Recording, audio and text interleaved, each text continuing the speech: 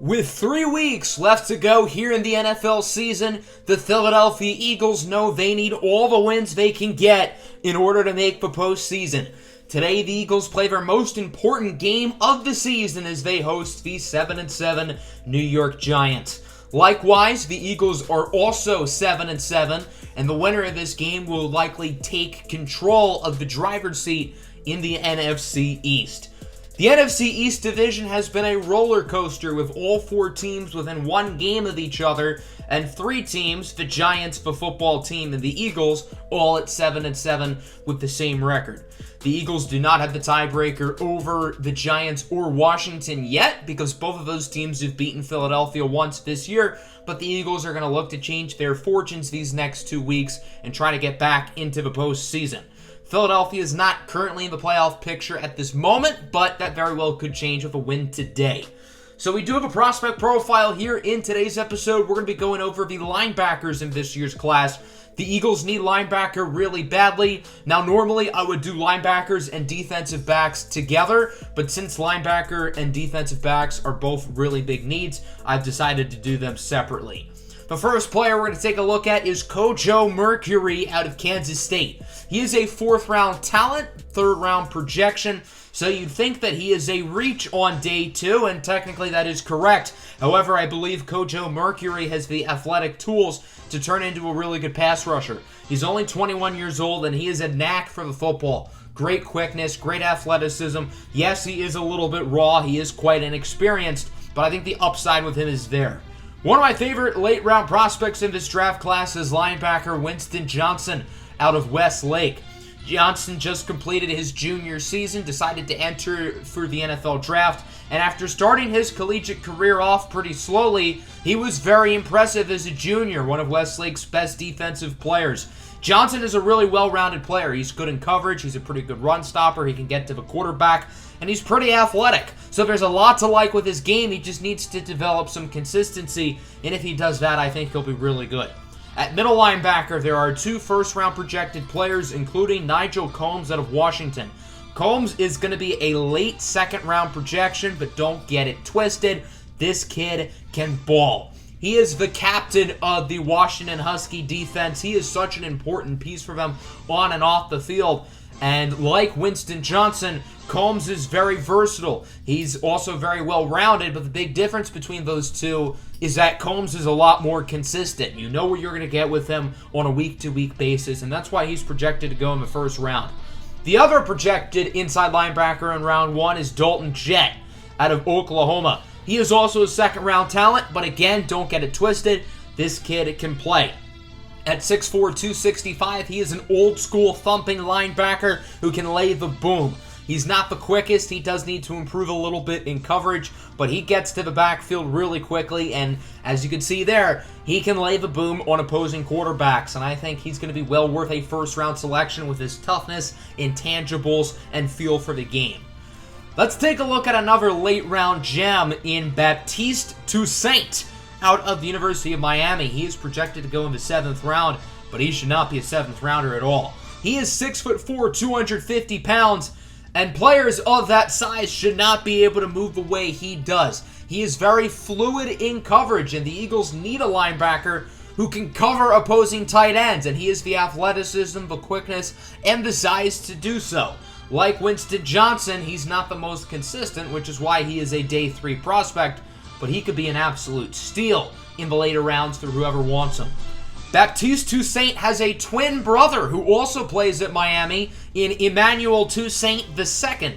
Emmanuel is a very different prospect, and for one thing, he's projected to go in the 1st round. He's a little bit bigger at 6'4", 270, and he's more of a pass rusher. He's a very similar prospect to Jalen Phillips, who came out of Miami a year ago. Toussaint learned under Phillips, and now he has been pretty much a clone of Phillips this season for the Canes. He's a versatile player who can play standing up or with his hand in the dirt, and he is the modern NFL pass rusher. A guy who I like in the middle rounds is Aquan Carver out of Tennessee. We don't have any highlights for him because he suffered a ruptured Achilles before the beginning of the season, which is why he has fallen to the 3rd round, but I think he could be really good.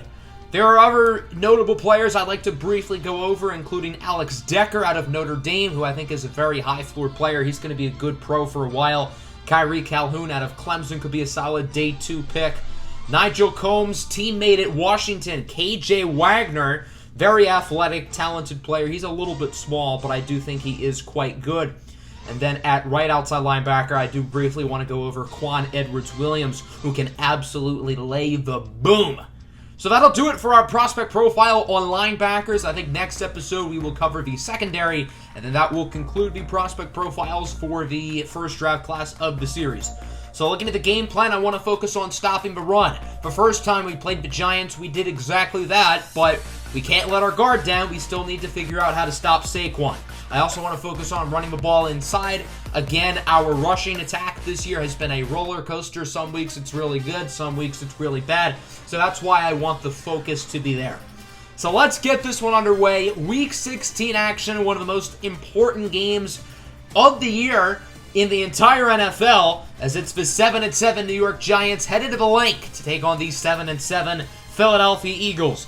The winner of this game will likely take control of the NFC East division, currently in a 3-way tie along with the Washington football team. And for the sake of tiebreakers, this is a very important game for the Eagles, considering they already lost to the Giants earlier in the season. As we take a look at the playoff picture, in order to possibly get a wild card spot, the Eagles also really want to win. So not just for the division, but for a wild card spot as well. Philadelphia knows how important this ball game is. So the Giants are going to start on offense. New York did not look good offensively the last time they played the Eagles, as Daniel Jones' pass for Sterling Shepard is incomplete, broken up by Darius Slay. And the Eagles will get the football very quickly. First play from scrimmage, it's going to be handoff to the left side for Miles Sanders. Sanders makes a nice cut, and he gains about 22. But Lane Johnson is hurt on the play. That is not particularly ideal. Luckily, Lane is going to be good, but you don't like to see injuries, especially to such a key player like Lane Johnson. Kenneth Gainwell now with the handoff. Little spin move, gets around 10. And now the other offensive tackle, Jordan Mailata, is injured. Jalen Hurts keeps on a read option here on 2nd and inches. What a move! Hurts down the field. Bradbury chasing after him. And he gets brought down inside the 10. And we have another injury. This time it's Travis Fulgham. The Eagles have been on the field for 3 plays, and they've already had 3 players get injured. But on the bright side, they do have it in the red zone now at the 1-yard line. 3rd and goal. Hurts keeps it himself for a touchdown. And the Birds are on the board. Jalen Hurts with the QB sneak to put Philadelphia up, as it is now 7-0. New York now with the football. Not a particularly great start here within the first 3.5 minutes of the game here for the Giants, as Daniel Jones on first down. Hit as he throws, somehow completing the pass to Darius Slayton, not to be mistaken with Eagles cornerback Darius Slay. Now from the 37-yard line, Daniel Jones under center, going to call for an audible as Sterling Shepard is in motion. Jones will drop back to pass. He's under pressure, and he is going to be sacked. The rookie, Milton Williams, with his first career NFL sack. Williams has been a little bit disappointing this season in limited snaps, but it's good to see him making a big play there. 3rd and 13, Jones going to scramble with it, and he will wisely throw it away. Now Murphy is injured for the Giants. So far, this has been the injury bowl. Both teams have been getting hurt left and right. Eagles with the ball back, 3rd and 7. It's a short pass for Goddard. He is pushed out of bounds by Jabril Peppers after only gaining 4, and the Eagles would do absolutely nothing on that possession. Giants have it back, 3rd and 5. Daniel Jones going to take a shot deep downfield for Golladay, and it's overthrown. Good coverage by Ojemudia, and of course a typical bad pass from Daniel Jones. The Eagles are going to start at the 8-yard line as Jalen Hurts connects a tough pass for Quez Watkins, who gets it to the 25. Expect Watkins to get more playing time these final few games. Hasn't seen the field a lot this year, but I think he's a really talented player, and if the Eagles give him a shot, maybe he can be something. Devontae Smith, the Heisman Trophy winner and the NFL's current leader in receiving yards, brings it to the 45-yard line for a first down. Play action fake for Kerryon. Again, it's Devontae Smith, wide open. bringing it to the 27-yard line, and the Eagles are moving the ball down the field effortlessly as that will conclude the first quarter. It has been all Philadelphia. The Giants look lost so far on both sides of the ball. 7-0 lead, and the Eagles currently have into the red zone. 3rd and 1. Hurts under a lot of pressure, going to try to escape it, and he's nearly intercepted. Hurts should have thrown the ball away there. Not that it really matters. It's still incomplete anyway. 4th and 1. The Eagles are going to go for it, and they are successful. Very gutsy call as Miles Sanders gains 5. Jalen Reagor is now hurt. Luckily, it would not be a serious injury for him either, and he would return to the ballgame. 3rd and 6. The pass is incomplete for Hakeem Butler, so after all of that, the Eagles are going to have to settle for the field goal anyway.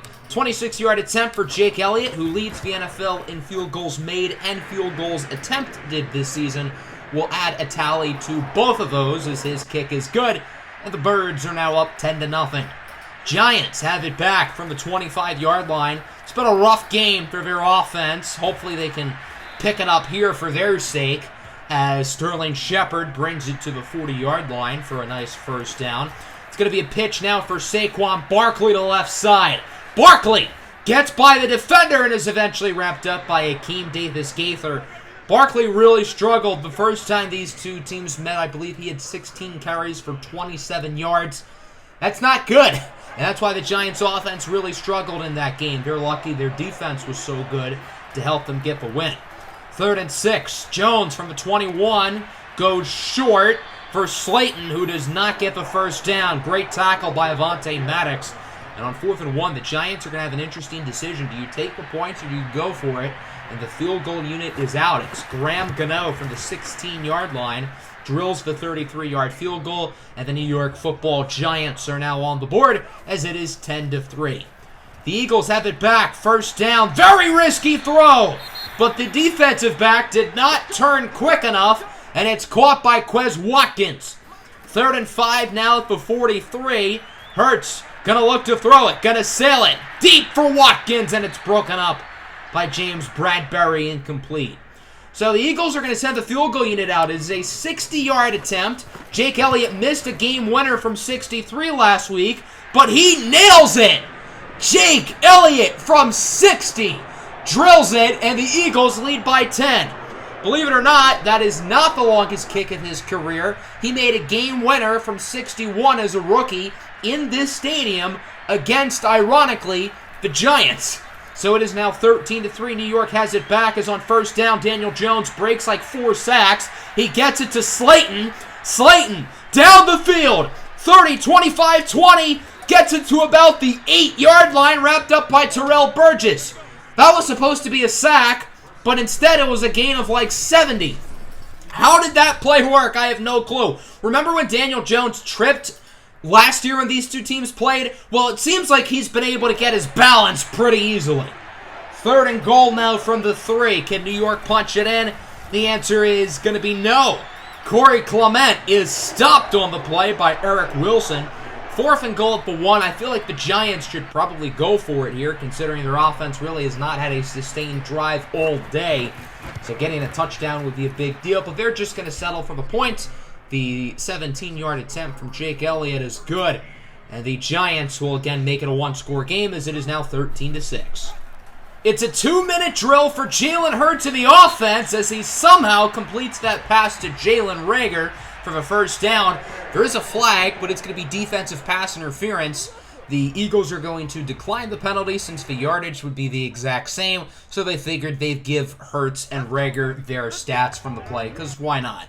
At the 2-minute warning, the Eagles are currently up by 7, trying to drive down the field and extend the lead as Hurts will get by the pass rusher. Hurts still alive, and he eventually slides at the 33-yard line. Jalen Hurts has been running wild here in the first half. Now from the 23 down to a minute. Eagles still have all 3 timeouts as Hurts connects with Hakeem Butler, who brings it inside the 10 to the 8. And the Eagles are getting awfully close to this end zone. Down to 22 seconds and 2 timeouts. It's now 3rd and goal.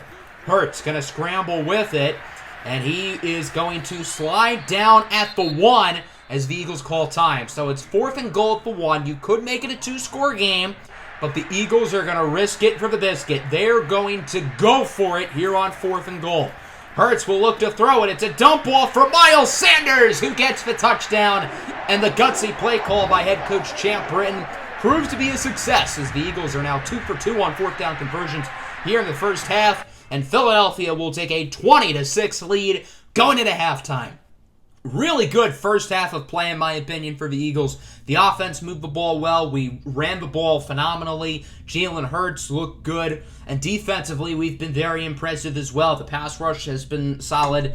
The run defense, again, has been pretty good for the most part. And Daniel Jones really has not been able to get a whole lot going in this game.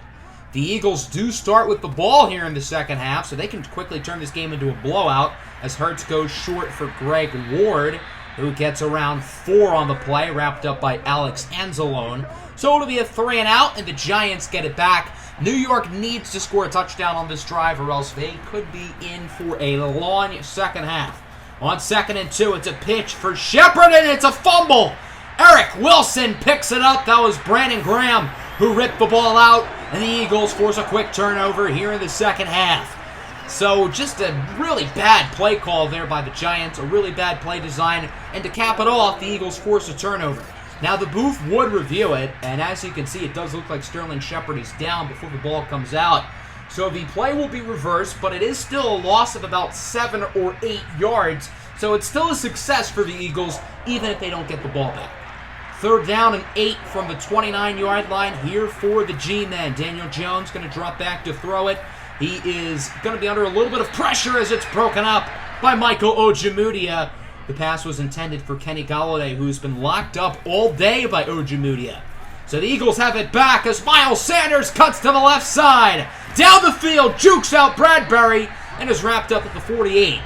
8 carries, 85 yards for Miles Sanders. It seems like he either plays like this or he gets like maybe 2 yards per carry. There's been no consistency with him all year. Speaking of Sanders, he's going to get the reception, bringing it inside the 25 for a gain of 19. If you started Miles Sanders in fantasy today, congratulations, because he is putting up some numbers. 2nd and 4, Sanders breaks away and gets the first down. What a run of 8 for Miles Sanders. And the Eagles are awfully close to the end zone as it's now 3rd down and goal at the 8. Hurts going to scramble with it to the right side. He's going to go short for Ward, and that will be a touchdown. Greg Ward Jr. with the score, and the Eagles are now up by 3 possessions. It is 27-6, and the Giants are in big trouble with a capital T. Actually, you might as well just put trouble in all caps. Daniel Jones is sacked by Davion Taylor, the second-year pro out of Colorado. Alex Singleton's been a little bit banged up today, so that's why Taylor is in the game and making the most here of his snaps. 2nd and 19 now for the Giants. Daniel Jones under more pressure, but somehow he will complete it to Evan Engram. When I usered number 50, Eric Wilson, I did not intend for him to stop, so blame the game, not me. Now from the 32 after the first down, Jones is under more pressure, and he is sacked again, this time by Fletcher Cox. What an unbelievable season for Cox, who is up to 14 sacks on the campaign, having a career year, which says a lot for him considering how good he is. So Jones after the sack, and the Giants now have a 3rd and 21 as Danny Dimes going to try to launch a dime for Golladay, and it is caught. Golladay mosses Kevon Seymour and brings it to the 22. The only good passing plays for the Giants today have gone for like 50-plus yards. It's weird. Another sack, and it's going to be a strip sack. Graham rips the ball out. It is picked up by the Giants. Daniel Jones doing what he does best, fumbling the football when it counts. But the Giants would keep possession as it's now 3rd and 22 from the opposing 33. Jones has all day to throw it. A clean pocket, and it's caught by the former Eagle, Corey Clement. The Super Bowl hero gets the touchdown. Again, blame the game there, not me. I don't know why my player moved to the left side out of bounds, but whatever. It's now 27-13. Eagles are still up by 2 scores. 3rd and 6 from the 29. As this pass will be broken up by James Bradbury. Watkins was the intended target. And now New York can sort of see a glimmer of light at the end of the tunnel, but they need to score on this drive, and that's not going to help. Josh Sweat with the sack, but it's not all sunshine and rainbows on that play for the Eagles. Fletcher Cox is injured on the field. He is seen here limping to the locker room. His day is done. His status going forward is undetermined. So that is not good news for the Eagles, losing their best player. That could totally change the outcome of this season if it is serious. Philadelphia gets another sack. That was Javon Hargrave and Ryan Kerrigan of a quarterback. Philadelphia with 6 sacks in this game. As that concludes quarter number 3, the Eagles with a nice 27-13 lead. But the sacrificial lamb here is Fletcher Cox. On to the 4th, Philadelphia has it at the 35 of the Giants as Miles Sanders loses 3. I think the Eagles are really going to try to run the ball here a lot in the 4th quarter. Just try to chew some clock and try to end this game without any more injuries because the Eagles have already gotten hit hard by the injury bug today. Hurts is going to try to scramble on 3rd and 9. He gets the first and will bring it to the 13-yard line. Jalen Hurts with nearly 100 rushing yards in this game as it's now 3rd and goal from the 2. Handoff for Kenneth Gainwell, and he is stopped short of the end zone. So the Giants get the stop. 4th and goal from the 2. The Eagles are going to go for it. Under 5 minutes to go now. The Eagles have chewed off a lot of time on this possession as Kerryon Johnson will lose 3. Alex Anzalone brings him down. So the Giants will get it back. Still a 2-score game, but not a lot of time left from their own 7. It's 3rd and 7. Short throw for Slayton, who gets pounded by Avonte Maddox. 4th and 3 now. New York is going to go for it here. They really don't have anything to lose, so they figure they might as well. And the pass from Danny Dimes is incomplete. Philadelphia gets the stop, and it looks like they probably had this game won. So the Eagles are going to want to chew some more clock here on this possession. I think Miles Sanders is going to try not to get in the end zone, but Alex Anzalone will push him in for a touchdown. So the Eagles are going to make it a 3-score game. They already had this game won, but I think they wanted to chew some clock. Nonetheless, Miles Sanders fantasy owners get to rejoice as it is now 34-13. Danny Dimes with a deep ball here for Corey Clement. Clement down the field, and the Giants are going to get back on the scoreboard. Corey Clement with 2 receiving touchdowns in this game. He had a few big receptions in the Super Bowl a few years back, so I guess he's kind of getting revenge in a way. The Giants are going to go for the onside kick, but Quez Watkins will pick it up with one hand, and the Eagles would just run the ball out the final 3 minutes of this game. Is that how this one will come to a close? 34-20, a really good win here for the Eagles. Not only did they play well against a division rival, but this was their most important game of the year, and they managed to get a win. So Philadelphia's realistic hope for a playoff spot will stay alive. The offense really played well in this ball game. Jalen Hurts was very efficient. Hurts has thrown quite a few interceptions this season, but he's now had back-to-back games without turning the ball over, which is pretty cool. The stat that really pops out, though, 264 rushing yards, and our rushing attack has been so inconsistent this year, so it was great to see us run the ball well. Daniel Jones had a better passer rating than Hurts, but I think Hurts was a little bit better. Danny Dimes kind of got lucky on some deep balls that happened to be successful, whereas Jalen Hurts was really efficient throughout the entire game. Miles Sanders had 19 for a $126 and a score. He was very good. Jalen Hurts also with over 100 yards and a rushing touchdown. Saquon Barkley did not get the ball after the first quarter, so I know a lot of people have probably noticed the fatigue glitch in Madden. I have not had a problem with it yet until last week, where Antonio Gibson for Washington was not injured, did not play after the first quarter. Today that happened with both Saquon Barkley and Devontae Smith. Neither of them were in the game after the first quarter. Neither of them were injured. I literally turned fatigue off before the game, but whatever. So we do have 2 new injuries. Fletcher Cox dislocated his knee, out 5 weeks, and then Jordan Mailata broken ribs, out 4 weeks. Those are both pretty big deals, particularly Fletcher Cox, who is our best player, so it sucks to see him get hurt. I had the injury slider on 52. I guess that's too high. I'm going to knock it down to 45 for the next game. And as I said, progressive fatigue I just turned off. Now that says week-to-week fatigue isn't a thing, so I guess in-game fatigue is still there, but whatever. So as you can see, we are in sole possession of first place in the NFC East. Everybody is 7-8, but we are 8-7. Jalen Hurts wins Offensive Player of the Week with over 300 all-purpose yards and 3 touchdowns. Very well deserving. He was outstanding in this ball game. So since we have the lead on the division, we are currently the 4 seed in the NFC playoffs, but we have to win this game against Washington. They have the head-to-head tiebreaker. If we win this game, we're probably going to win the division. If we lose, then things are going to get a little bit sketchy. So hopefully we can win this ball game in the next episode. Hope you guys enjoyed. Make sure you hit the like button, and if you're new to the channel, make sure to subscribe. Peace out.